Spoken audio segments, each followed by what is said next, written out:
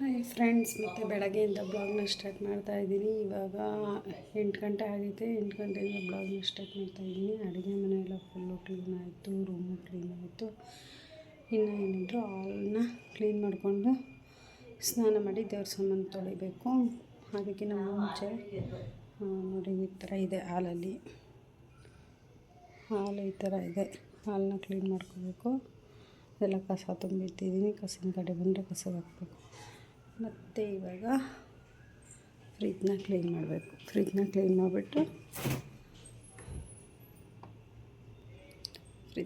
ಮಾಡಿಬಿಟ್ಟು ಮೇಲ್ಗಡೆ ಎಲ್ಲ ಏನೂ ಗಲೀಜಾಗಿಲ್ಲ, ಕ್ಲೀನಾಗಿ ಐತೆ. ಸ್ವಲ್ಪ ಕೆಳಗಡೆ ಬಿಸಿಯಾಗಿ ಕೆಳಗಡೆ ಈ ಥರ ಇದೆ. ಇದನ್ನೆಲ್ಲ ಕ್ಲೀನ್ ಮಾಡ್ಕೋಬೇಕು. ಕ್ಲೀನ್ ಮಾಡಿ ಮತ್ತು ಕಿಟಕಿ ಬಾಗಿಲು ಅಂದರೆ ಕಿಟಕಿ ಬಾಗಿಲು ಒರೆಸಿದ್ದೀನಿ. ಮುಂಚೆ ಕಿಟಕಿ ಒರೆಸ್ಕೊಂಡಿದ್ದೀನಿ. ಫ್ರಿಜ್ನ ಒರೆಸಿ ಒಳಗಡೆ ಕಿಟಕಿ ಒರೆಸಿ ಆಮೇಲೆ ತಿರ್ಗಾ ಸ್ವಲ್ಪ ಧೂಳು ಕೊಡ್ದು ಇದು ಸ್ನಾನಕ್ಕೆ ಹೋಗ್ಬೇಕು. ಸ್ನಾನ ಮುಗಿಸ್ಕೊಂಬಂದು ದೇವ್ರ ಸಾಮಾನೆಲ್ಲ ತೊಳೆದು ಪೂಜೆ ಮಾಡಬೇಕು. ಇವತ್ತು ಮಂತ್ರಾಲಯಕ್ಕೆ ಹೊರಟಿರೋದ್ರಿಂದ ನಾನು ನಮ್ಮ ಯಜಮಾನ್ರು 1 ಗಂಟೆ 12:30 1 ಗಂಟೆ ಅಷ್ಟೊತ್ತಿಗೆ ಬರ್ತೀವಿ ಅಂತ ಹೇಳವ್ರೆ. ಅಷ್ಟರಲ್ಲಿ ದೇವ್ರ ಸಾಮಾನೆಲ್ಲ ತೊಳೆದು ಪೂಜೆ ಮಾಡಿ ಮಂತ್ರಾಲಯಕ್ಕೆ ಹೋಗೋಕ್ಕೆ ರೆಡಿ ಆಗಬೇಕು. ಈಗ ಮಧ್ಯಾಹ್ನ 1 ಗಂಟೆ ಆಗಿದೆ. ಎಲ್ಲ ಆಲ್ಮೋಸ್ಟ್ ಮುಗೀತು. ಫ್ರಿಜ್ ಕ್ಲೀನಿಂಗ್ ಕೊಂಡು ಪೂಜೆನೂ ಮುಗಿಸಿದ್ದೀನಿ. ನೋಡಿ ಈ ಥರ ಪೂಜೆ ಮಾಡಿದ್ದೀನಿ. ಈ ಫ್ರಿಜ್ಜೆಲ್ಲ ಕ್ಲೀನ್ ಮಾಡ್ಕೊಂಡಿದ್ದೀನಿ. ಎಲ್ಲ ಮುಗ್ದೈತೆ. ಎಲ್ಲ ಕೆಲಸ ಮುಗಿಸಿದ್ದೀನಿ ಫ್ರೆಂಡ್. ಇನ್ನು ಆಯಿತು ಟೈಮ್, ಇವಾಗ ಹೊರಡೋ ಟೈಮು. ಹೋಗೋಣ. ಮಂತ್ರಾಲಯಕ್ಕೆ ಹೊರಟಿದ್ದೀವಿ. ಏನೂ ರೆಡಿ ಆಗಿಲ್ಲ ನಾನು ಅಷ್ಟಾಗಿ. ಹಾಗೆ ಸಿಂಪಲಾಗಿ ರೆಡಿ ಆಗಿದ್ದೀನಿ. ಯಾಕೆಂದರೆ ನಾವು ಕಾರಲ್ಲಿ ಹೋಗ್ತಾ ಇದ್ದೀವಲ್ಲ, ಯಾಕೆ ಸಿಂಪಲಾಗಿ ಇರಲಿ, ಏನು ರೆಡಿ ಆಗೋದು ಬೇಡ ಅಂತ. ನಾವು ಹೋಗ್ತಿರೋದು ದೇವಸ್ಥಾನಕ್ಕೆ, ಭಕ್ತಿ ಇದ್ದರೆ ಸಾಕು, ರೆಡಿ ಆಗೋದೇನು ಮುಖ್ಯ ಅಲ್ಲ ಅಂತ ಅಂದ್ಕೊಂಡಿದ್ದೀನಿ. ನಾಳೆ ಬೇಕಾದ್ರೆ ಅಲ್ಲಿ ಸೀರೆ ಉಟ್ಕೊಂಡು ಕ್ಲೀನಾಗಿ ರೆಡಿ ಆಗೋಣ. ಇಲ್ಲಿ ಸಿಂಪಲಾಗಿ ಈ ಥರ ಡ್ರೆಸ್ ಹಾಕ್ಕೊಂಡು ಹೊರಟಿದ್ದೀನಿ ಅಷ್ಟೇ ಇವಾಗ. ಯಾಕೆಂದರೆ ಟೈಮ್ ಇರಲಿಲ್ಲ. ಮನೆ ಕ್ಲೀನ್ ಮಾಡಿಕೊಂಡು ನಾನು ಹೊರಟಿದ್ದೆ ಹೆಚ್ಚು. ಅಂಥದ್ರಲ್ಲಿ ಇನ್ನೂ ರೆಡಿ ಆಗಬೇಕು, ಅದು ಮಾಡಬೇಕು, ಹಿಂಗೆ ಮಾಡಬೇಕಂದ್ರೆ ಆಗಲ್ಲ ಅಂದ್ಬಿಟ್ಟು ಸಿಂಪಲಾಗಿ ರೆಡಿ ಆಗಿದ್ದೀನಿ. ಬನ್ನಿ ಗೈಸ್, ಹೋಗೋಣ.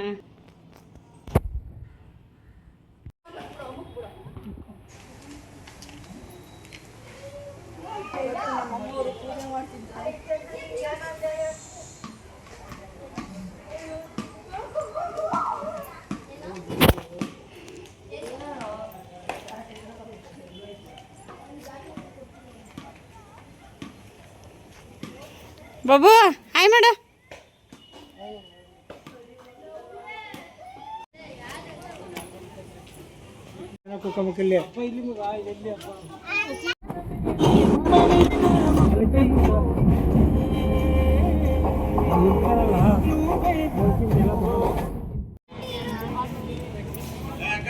ಬಾಬು ಕೋತಿ ಎದ್ಕೊಂಡ ಕೋತಿ ನೋಡು, ಕೋತಿ ಒಬ್ಬಮ್ಮ.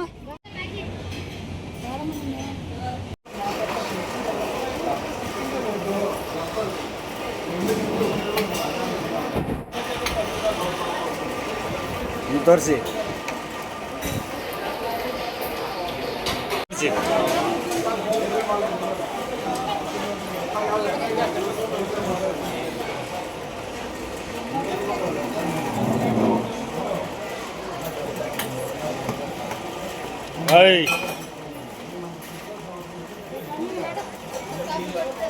ಕೊಡಿ.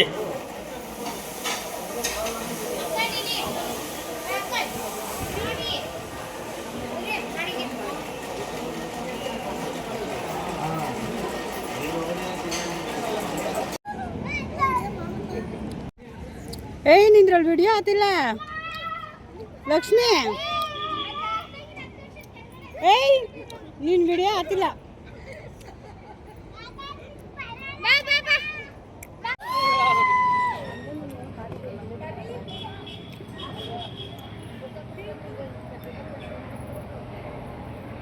ನಮ್ಮಲ್ಲಿ ಹೋಟ್ಲಲ್ಲಿ ಮಧ್ಯಾಹ್ನದ ಊಟ ಮುಗಿಸ್ಕೊಂಡ್ವಿ. ಮತ್ತು ಮಕ್ಳಿಗೆಲ್ಲ ಆಟ ಆಡೋಕ್ಕೆ ಚೆನ್ನಾಗೈತೆ ಅಂದ್ಬಿಟ್ಟು ಸ್ವಲ್ಪ ಹೊತ್ತು ಇಲ್ಲಿ ಮಕ್ಕಳನ್ನ ಆಟ ಆಡೋಕ್ಕೆ ಬಿಟ್ಟಿದ್ದೀವಿ. ಅವ್ರು ಆಟ ಆಡಲಿ ಅಂತ ಅಂದ್ಬಿಟ್ಟು ನಮ್ಮ ಯಜಮಾನ್ರು ಆಟ ಆಡಿಸ್ತಾ ಇದ್ದಾರೆ.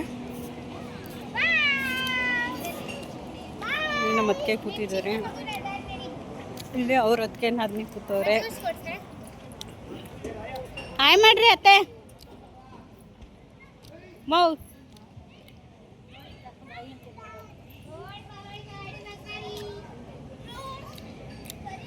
ನಮ್ಮ ಮಾವ ನಿಂತವ್ರೆ.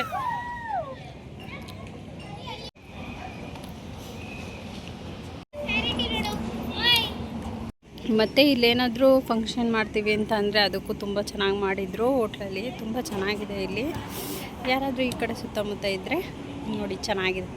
ನನಗಂತೂ ತುಂಬ ಇಷ್ಟ ಆಯಿತು ಈ ಹೋಟ್ಲು. ಮಕ್ಕಳು ಆಟ ಆಡೋಕ್ಕೆಲ್ಲ ಜಾಗ ಬಿಟ್ಟಿದ್ದಾರೆ, ತುಂಬ ಚೆನ್ನಾಗಿದೆ.